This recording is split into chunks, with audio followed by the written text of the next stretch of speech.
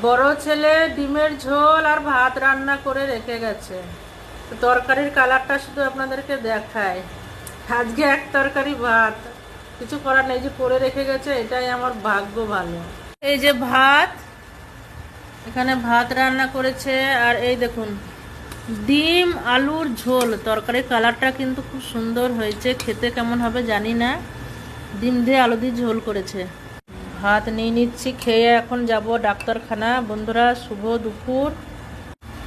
এই যে ডিম ঝোল আলু, ছোট ছেলের খাবার। ও যাবে আমার সাথে, আমাকে নিয়ে যাবে ডাক্তারখানা। খাওয়া শুরু করি বন্ধুরা। হরে কৃষ্ণ। ডিমের ঝোল দেখি কেমন হয়েছে বন্ধুরা। এই ডিম বলে বিশ্বাস করবেন না, আমি রান্না করে খাই, কিন্তু আমার ছেলে এত সুন্দর রান্না করেছে,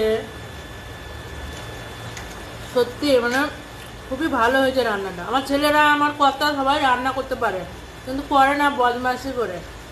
সবাই পারে সব কিছু করতে।